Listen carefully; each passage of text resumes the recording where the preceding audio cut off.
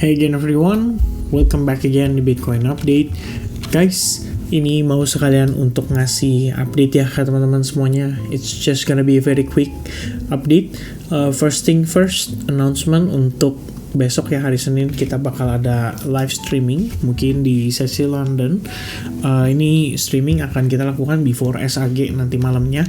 So ya, kita ketemu di situ ya teman-teman sekalian. Kita bakal banyak ngebedah tentang kondisi market di seminggu ke depan, kira-kira proyeksi dan ekspektasinya seperti apa ya di kondisi market yang penuh dengan news event penting. Dan di video kali ini saya mau kasih update perkembangan seputar Bitcoin dan beberapa altcoins yang sebenarnya harga ini pada lumayan ngepam ya secara signifikan teman-teman sekalian. Dan salah satu triggernya itu adalah dari deal US dan China mau extend lebih kurangnya sebanyak 90 hari. Ya, ini lagi-lagi kita udah tahu juga ya, memang tarif ini masih dijadikan sebagai alat negosiasi sama Trump, dan tampaknya Trump nggak mau untuk bener-bener tarif itu sebenarnya terjadi. Jadi ketika udah mau jatuh tempo, ketika udah deket, di-extend lagi. Somehow ini jadi katalis positif buat market during the weekend. By the way, ini kan baru update yang dari SCMP-nya ya, tapi tadi saya lihat jauh sebelum itu. Jadi kayak earlier sekitar di sekitar jam 9 sampai jam 10 gitu ya teman-teman, udah ada beritanya gitu. Tapi selain itu juga ada deal dengan Uni Eropa, dan kelihatannya udah terjadi dealnya bahwa Uni Eropa akan invest lebih kurangnya $600 billion untuk energi ya teman-teman sekalian ya. Di sini sih tulisannya $750 billion ya total. Intinya $600 billion lebih banyak daripada US dan bla bla bla, kira-kira begitu. Dan intinya terjadi deal, dan ini dianggap harusnya sebagai positif sentimen oleh market per jam 12 ya. Karena kita lihat per jam 12 itu candle-nya di sini lumayan reaktif dan cukup positif gitu. Actually di sini sih guys ya, tuh kita ngelihat cukup positif.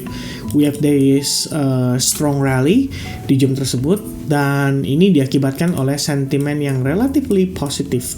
Di sisi lain teman-teman sekalian, kita udah ada discussion soal exponential moving average 21 adalah key support level di live streaming yang saya lakukan pada saat 2 hari lalu ya, the Bitcoin flush out. Kita udah ngomong soal itu, kita udah kasih tahu ke teman-teman juga bahwa somehow altcoins tetap kuat. Kemudian juga lebih penting lagi adalah untuk memantau perkembangan Bitcoin every time kita testing exponential moving average 21. Intinya di live streaming itu saya narik data dan saya tunjukin ke teman-teman bagaimana reaksi Bitcoin every time kita testing ke level EMA 21 di momen market yang lagi strong rally. Dan tampaknya setelah kita live streaming, tepatnya pada saat closing candle di jam 7 pagi di hari berikutnya, itu closingnya bener-bener luar biasa ya. Kita balik ke zona yang sama di dalam range konsolidasi yang udah berlangsung selama lebih kurang 13 hari terakhir. Dan itu sebenarnya menunjukkan bahwa Bitcoin somehow memiliki sentimen yang relatively positif ya, mencoba untuk mempertahankan harga dari tekanan jual. Jadi kita ngelihat tidak ada tekanan jual yang mampu membuat Bitcoin drop lebih dari $115.000. Well, technically 115.000 memang kita udah bahas juga merupakan level psychology. Kalau misalkan di break, tembus di bawah level itu, close di bawahnya, ya itu bisa men-trigger Bitcoin koreksi lebih jauh. Mungkin untuk testing ke level 110.000 or even lower. Tapi selama kita bertahan di atas zona itu, sebenarnya bagus ya. Artinya memang secara sentimen overall-nya kita believe bahwa Bitcoin itu still bullish gitu. At least dari tanggal 24 Juli kita udah marking ya, exponential moving average 21 is the key.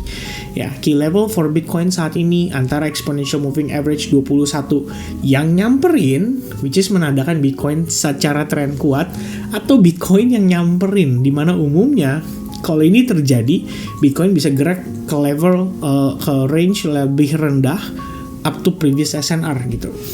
Yang terjadi teman-teman, Bitcoin nyamperin But at the same time, reactionnya positif banget dan membantu Bitcoin bisa close above the exponential moving average 21. Yang pertama. Yang kedua adalah dia juga mampu kembali masuk ke dalam range yang sama sejak 12 hari terakhir. So far so good dari segi close candle. Kalau dari weekly perspective even better, karena kita nggak dapetin closingnya itu dalam keadaan membentuk bullish candle kembali dengan memitigasi fair value gap yang terbentuk pada perspektif candle weekly. Ya, walaupun nggak sampai 50%, tapi minimal udah ada proses dia ngejemput order dari situ. Lebih penting lagi adalah open interest terhadap leverage position itu terlikuidasi. Jadi kita bisa bilang ini ngeringankan beban ya teman-teman sekalian. Sehingga kalau misalkan memang Bitcoin naik, saat ini yang long leverage-nya udah jadi berkurang. Yaitu sebenarnya ekspektasi yang memang kita pengen lihat kalau flush out terjadi. Karena kalau misalkan ada flush out, ada small capitulation di liquidation-nya itu tiba-tiba meledak, tiba-tiba gemuk. Kabar baiknya adalah nanti naiknya lebih enteng, sebenarnya itu. Ya, dan yang terjadi so far kita ngelihat Bitcoin berusaha untuk close above the falling wedge pattern. Sekitar 2 menit lagi dia akan close. Kalau lihat buntutnya sih sebenarnya jadi agak pesimis ya, ada potensi malah jadi freak out, dan akhirnya kita cuma ya tetap ranging aja 117.000, 100 maybe 16.000 paling rendahnya, karena biar gimana pun sekarang kita jadi punya level support di sini, dan support level ini harusnya tetap akan menjadi ya potensial yang akan dites kalau misalkan Bitcoin harus pullback ke zona yang lebih rendah gitu kan. Nanti jatuhnya kita akan ngelihat kayak wah ini jadi potensi inverted head and shoulders, more or less kan begitu yang kelihatan ya teman-teman. After that kita bisa lihat dia rebound lagi and even going higher daripada level saat ini. Buat saya yang penting adalah bagaimana dia pertahankan zona ini. Jadi segala sentimen negatif ataupun kondisi indikasi pelemahan tren yang terlihat sangat signifikan itu bisa dibatalkan dan akhirnya mengembalikan confident market untuk tetap dalam keadaan relatively bullish ya di momen saat ini gitu. Oke. So dari saya personally sih saya ngelihatnya kayak gitu. Memang secara bias overall masih bullish didukung dengan katalis positif. Saya rasa ini memperkuat ya dari segi fundamental dan dari segi kekuatan rebound yang berlangsung. Jadi kita bisa tahu bahwa pembelinya itu serius gitu ya. Artinya mereka adalah pembeli yang lumayan serius gitu. Cuman note penting teman-teman, kita kan memasuki akhir bulan ya, sebenarnya biasanya di hari Jumat di akhir bulan, yang harusnya sih sebenarnya Jumat lalu. Itu berarti merupakan momen terjadi settlement antara transaksi option, antara transaksi pokoknya yang di pasar derivatif, termasuk futures contract salah satunya, itu di luar perps ya teman-teman. Jadi kita tahu bahwa ada CFD, ada futures contract, ada option, dan masih ada instrumen-instrumen tertentu ya yang sekiranya dimanfaatkan oleh para institusi untuk bertransaksi dan juga berspekulasi di crypto market. Dan pada case ini itu harusnya terjadi settlement di minggu keempat atau di akhir bulan, tepatnya pada hari Jumat. Nah sekarang pertanyaannya adalah apakah settlementnya Jumat kemarin atau akan di carry over ke next week gitu. Kalau sampai di carry over ke next week bakalan padet banget. Karena hari Jumatnya ada NFP, ada unemployment rate, kemudian di hari Rabu ke Kamis itu ada FOMC, kemudian ada Canadian interest rate decision, kemudian ada JOLTS job opening juga, data-data penting dan krusial banget buat perkembangan market secara keseluruhan. Ya, market mau taruh uang di risk on atau di risk off, next week bakalan super busy. Oke, so saya belum tahu ya, cuma kalau misalkan setahu saya, biasanya sih pergerakan di akhir bulan itu akan ada pergerakan volatility yang cukup signifikan dan cenderung manipulatif karena market itu harus terjadi rebalancing ya ibaratnya terhadap posisi-posisi daripada pasar derivatif tadi ya. Makanya kalau kita tahu ada Max Pain Theory itu untuk options market ya sebenarnya alasannya salah satunya gara-gara itu gitu kan. Ibaratnya institusi juga maunya atau exchange maunya retail itu lebih banyak ruginya daripada cuannya. That's why kita katakan dengan istilah Max Pain Theory. Dan sejauh ini saya lihat cukup painful ya.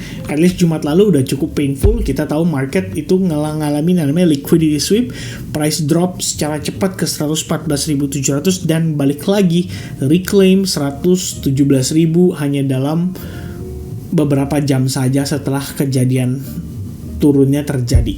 So far saya ngelihat walaupun terkesannya ada sentimen yang cukup negatif, mungkin market somehow tercipta panic attack walaupun sesaat, ya setidaknya kita udah support teman-teman coba untuk lebih tenang ya.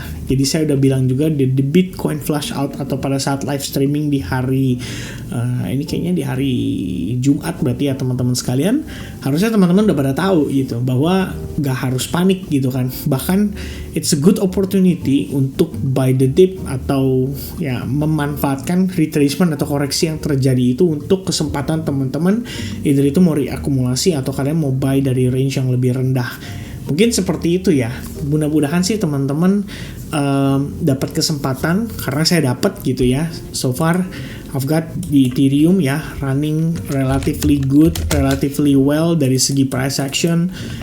I think kalian juga tahu ya, karena saya sempat mention di live streaming tersebut ada beberapa bias saya yang relatively bullish gitu kan. Dan what else ya, I have BNB juga ya, currently running well ya, very well guys ya. Hopefully yang lain juga bisa menyusul ya, like JTO, Hype ya, currently running juga. Mudah-mudahan sih bisa perform dengan baik, tapi saya agak skeptical ya, karena biasanya di hari Senin itu ada tendensi market itu akan cenderung relatif lebih manipulatif. Hopefully nggak terlalu berlebihan ya. Mudah-mudahan teman-teman kalau bisa manipulatif ya ke atas, jadi short squeeze aja daripada flush out ke bawah lagi gitu, karena kan liquidity sweep ke bawahnya udah, tinggal dia ngarepin naik aja. Amin ya teman-teman sekalian. Oke, so that's gonna be the very quick update untuk update kali ini. Nanti kita ketemu lagi di live streaming besok teman-teman. Sekalian saya pengen inform buat advance group. Ini mungkin first time ya saya coba untuk update atau berikan announcement seputar advance group lewat video kayak begini. Tapi karena kita juga pengen ada pivot, kondisi pivot yang lumayan signifikan untuk SAG ke depannya, kita akan menghilangkan program 1 bulanan karena kita akan berfokus buat teman-teman yang lebih pengen mendapatkan edukasinya, sehingga kita akan coba untuk starting dengan I think minimum 3 bulan ya teman-teman sekalian, karena berdasarkan survei kemudian berdasarkan yang kita dapatkan juga dari testimonial teman-teman, kebanyakan itu baru dapat materinya ya minimal 2-3 bulan gitu. Jadi saya pikir kalau misalnya teman-teman memang komitmen penuh pengen belajar seputar trading, pengen belajar seputar market ya, pengen coba untuk utilize market secara baik dan benar, how to utilize it properly, kita akan coba dengan metode seperti itu. Dan nanti kedepannya kita juga akan provide dengan modul ya, jadi teman-teman nanti bisa akses itu by Discord. Okay, so that's gonna be the update dari saya teman-teman. Sampai jumpa kembali di update berikutnya. And God bless everybody. Happy Monday. Cheers. Bye-bye guys.